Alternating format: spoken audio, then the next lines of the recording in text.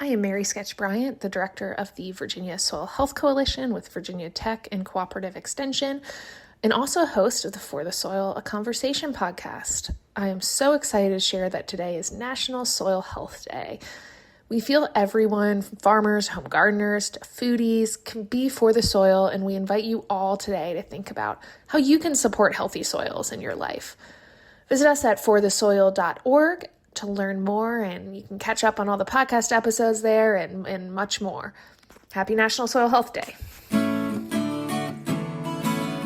This episode is being released on Tuesday, June 23rd, which, as Mary said, it is National Soil Health Day, which is an effort I think that we can all get behind, right? We love to have conversations about soil health. That is the entire reason for this podcast. And I would like to remind everyone, it greatly benefits this podcast if you would like and subscribe to the podcast on whatever platform you're using.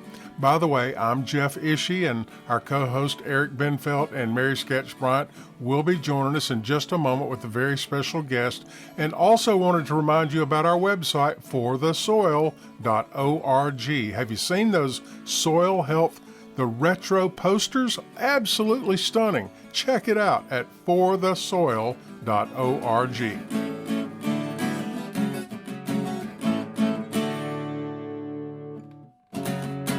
Welcome, everyone, to another episode of For the Soil, a Conversation. I'm your host, Jeff Ishii, and joining me, my co-host, Eric Benfelt with Virginia Cooperative Extension Community Viability, and Mary Sketch Bryant with the Virginia Soil Health Coalition. We have a very interesting guest on the podcast today. We met him earlier this year at a Vantage conference, the Virginia Alliance for No-Till Agriculture in Harrisonburg, Virginia. He gave a resounding presentation on what he does as he is involved with soil health. And Eric, if you would continue that introduction, please. Yes, Jeff, we're very pleased to have Dr. Ray Weil with us of the University of Maryland and the Cover Crop Innovation Center. And Dr. Weil was author and co-author of a seminal textbook on the nature and properties of soils. And Dr. Weil's done a lot of work nationally as well as internationally in Africa and Ukraine, and we're very pleased to have Dr. Weil with us. And my first question, Dr. Weil, would how on earth did you get interested in soils? Well, people often ask me that, and at my age, it's a comforting answer. People sometimes get forgetful when they get to be in their 70s, like I am. But I was that way when I was in my teens. I was a little bit scatterbrained. I really wanted to be a medical doctor.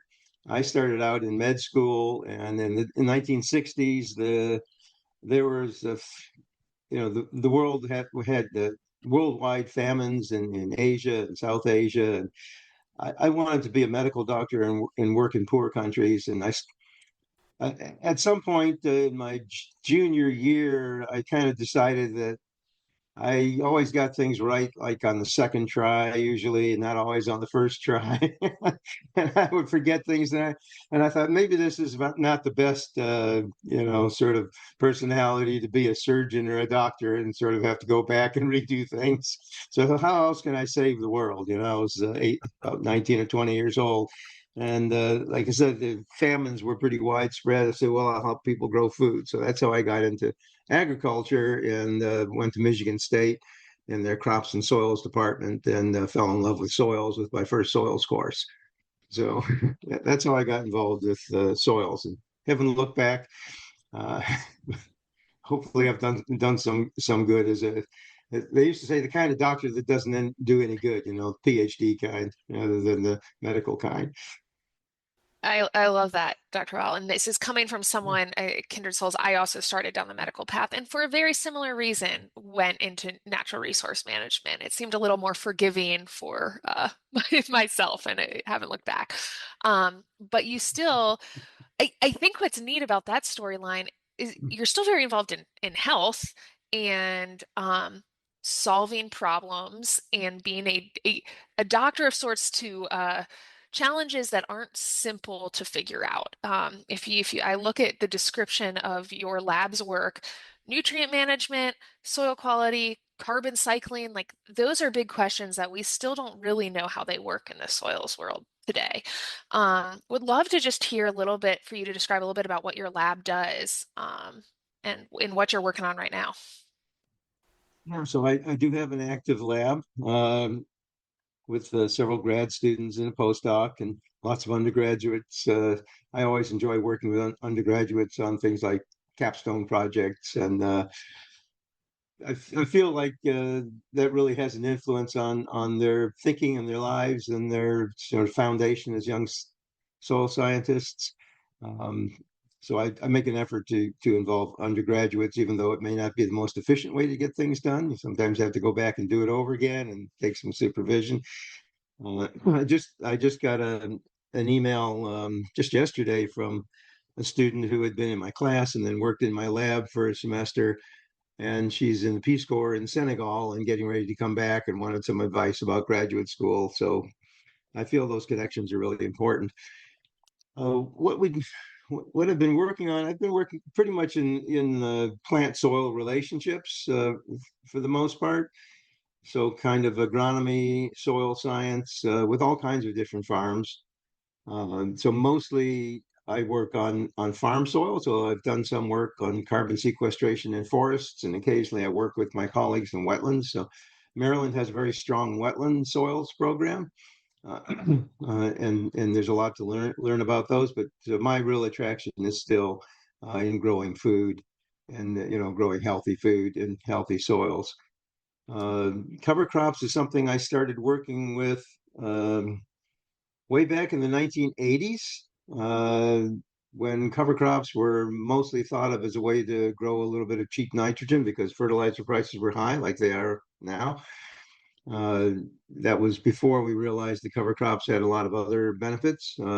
They they were not they were pretty much unheard of. Not many farmers used them back then. Although, when I first finished my master's, I got a master's degree at Purdue University in the agronomy department. I worked with soybean growers there. And my first job was running a farm in North Carolina. It was actually an organic farming training center. And this was in 1970, I want to say 73, maybe, or 72 or 73. So a long time ago. Most people didn't have any idea what organic was. There was no organic program or anything. I was a Yankee from Michigan, and I moved down to North Carolina uh, where I was found out that I was a Yankee. Well, not only a Yankee, but a damn Yankee, right? So it was my first experience moving in the southern part of the country, and I remember that the adjective "damn" always went with Yankee. It's just how they said it back then, as in, well, where do you damn Yankees go to church? So it was just conversational. And that was an eye-opening experience. I kind of learned on the job. I'm not from a farm, so I warned them that I didn't have a lot of farming experience except what I got in grad school in my research. So I was running a several hundred acre uh, diverse farm that had been abandoned. I was trying to bring it back. We built irrigation ponds, and we were planting all kinds of crops. And I planted. First thing I did was planted cover crops. And I remember it raised quite a stir. This was in the sand hills of North Carolina near the South Carolina border. And in winter, we had a fair amount of snow that winter. And my fields were the only green fields, I think, probably in the county.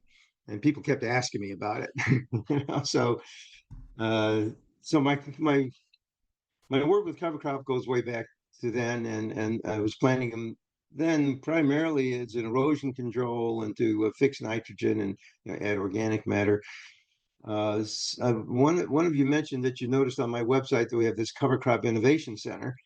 That was something that was started by Natalie Lounsbury and I. She was a master's student working with me, very interested in organic vegetable production.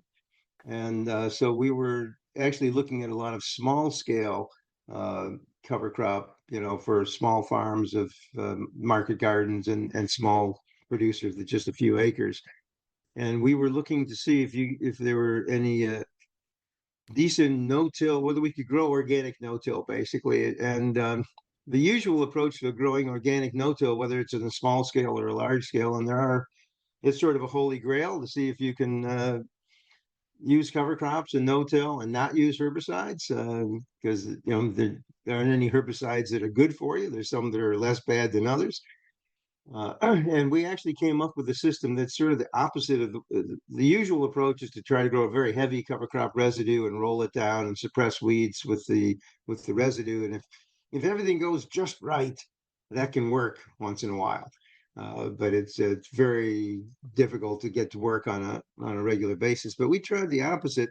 I've been using I guess most people call it the tillage radish, the daikon radish. I called it the forage radish originally, and that winter kills, which means you don't have to kill it with a herbicide if you have a cold winter.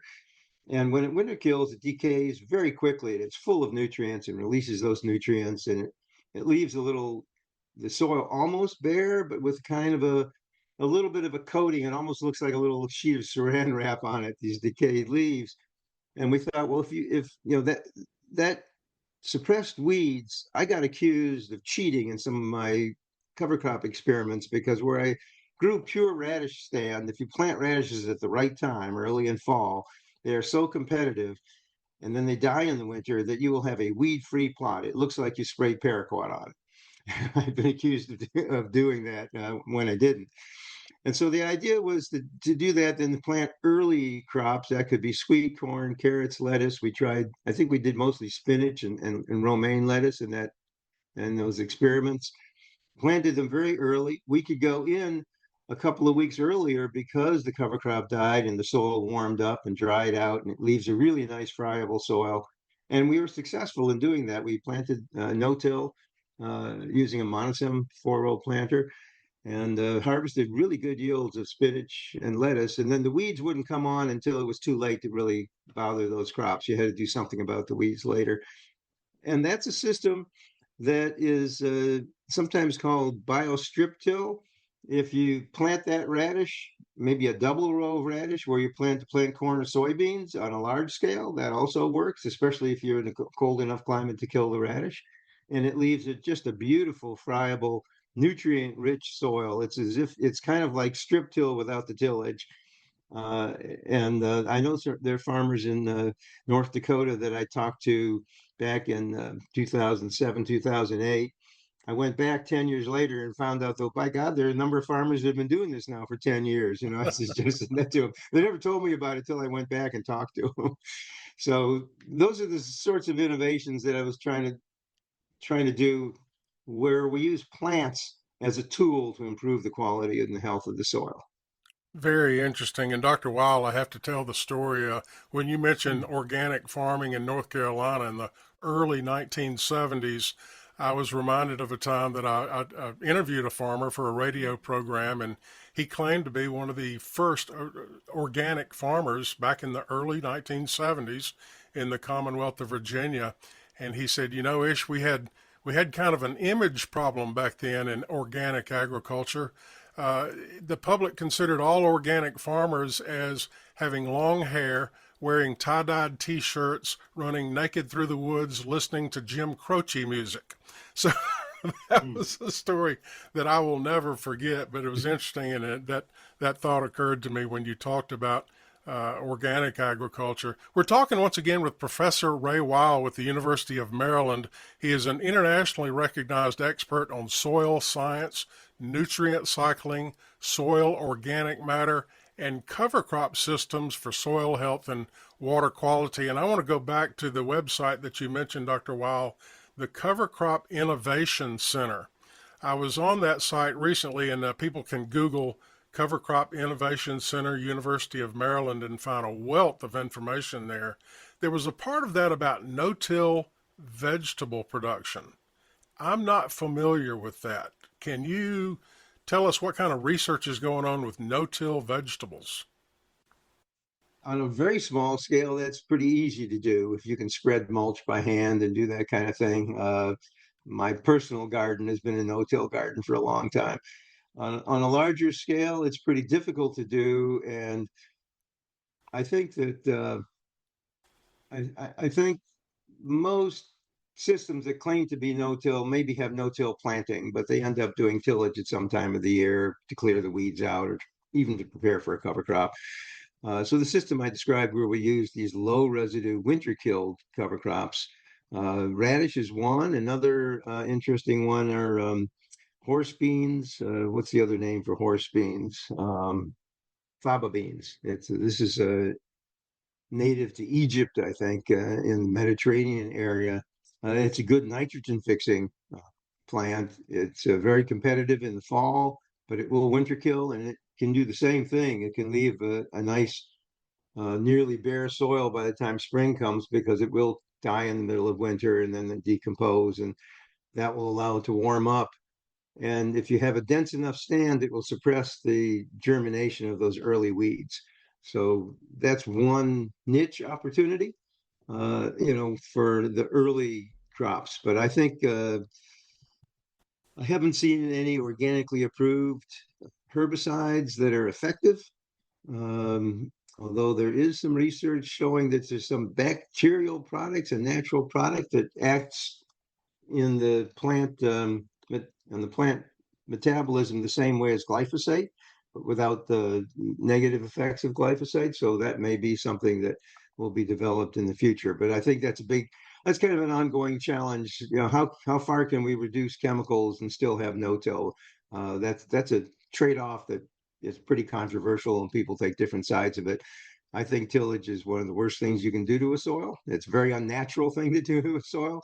But then again, most of the chemicals that we use to kill weeds are not harmless either. So, And Dr. Weil, I think you've heard the quote from President Franklin Delano Roosevelt about, the degradation to the soil, but then there's also sort of a twist on that, that a nation that heals its soil heals itself. And uh, what would you encourage to be more pro soil health for people that really haven't been too active in the soil health discussion and movement? well, there are definite connections between the health of people and the health of soil. And there's more and more research coming out now where we see that when we grow things like cover crops and have continuous vegetation and living roots and a diversity of living roots, that this creates a diverse microbiome in the soil. And many of these organisms live in symbiosis with the plants. They're living in the immediate zone around the plant roots, and there's chemical talk going back and forth. And so the microbes stimulate changes in plant metabolism and vice versa. The plants give off compounds that stimulate changes in the microbial populations. And human health actually depends on many of these sort of defense compounds that plants produce. So particularly if we're talking about vegetables and fresh fruits and things like that, a lot of the nutritive parts of that, these phenolic plant compounds, which are antioxidants, which are anti-cancer compounds and things like that, appear to be stimulated when the soil is healthier, that the plant produces more of these, and when there's more diverse microbiome in the rhizosphere. So that's one of the kind of objectives. And the nice thing of the way cover crops fit in as a tool that we can use, I think the best way to manage soil is with plants.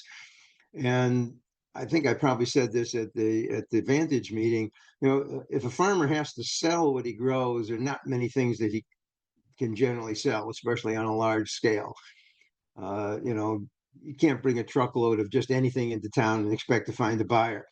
Probably corn, soybeans, wheat, barley, and you're kind of out of options. Maybe in Southern Virginia, peanuts and cotton get in that rotation. But with cover crops, you can grow virtually anything, and people experiment with all kinds of tropical plants to grow in the summer and various forage plants, and you can have 4 or 5 different species growing at once or more. Some people grow a dozen species, and that really helps bring that diversity in of root exudates and stimulates the diversity of microorganisms. And this builds the soil health and resilience. So that's the biological aspect to it. There's also the physical aspect of having all that residue on the surface as a blanket, which is the way the soil should be under that protective blanket. Just think of a walk in the woods, and the soil should be under a layer of decaying leaves. That's really what you want to kind of emulate. in your fields. So, minimizing tillage, maximizing plant diversity, having plants growing year round. I usually practice cover cropping in kind of a relay system where I get that cover crop started before harvest of the main crop to give it some growing time. And then sometimes I'll let the cover crop continue to grow after planting and then maybe kill it a week or two later, depending on the genetics and the situation. But try not to have gaps where there's nothing growing in the soil, because that's when things die and the soil starts to degrade. Once again, we're talking with Professor Ray Weil with the University of Maryland, a real authority on soil health and nutrient cycling and cover crops. And Dr. Weil, our time is up in this episode, but I hope you'll join us for a part 2 of For the Soil, a Conversation. Can you do that? Happy to do that. Yep. All right, very well. Eric and Mary, we'll catch you in the next one. Yeah, thank you so much. Thank you. For the Soil, a Conversation is made possible with funding support from the National Fish and Wildlife Foundation and the Agua Fund. Other partners include the USDA's Natural Resources Conservation Service, Virginia Cooperative Extension, Virginia State University, Virginia Department of Conservation and Recreation, and partners of the Virginia Soil Health Coalition. Views expressed on this podcast are those of each individual guest. To download a copy of this or any other episode, visit the website forthesoil.org. If you have a specific question about soil health, call your local extension office, your local USDA service center, or a Soil and Water Conservation District office. Music used during today's program was provided courtesy of the Flip Charts, all rights reserved. For the Soil, a Conversation is produced by On the Farm Radio in collaboration with Virginia Tech. I'm your host, Jeff Ishii.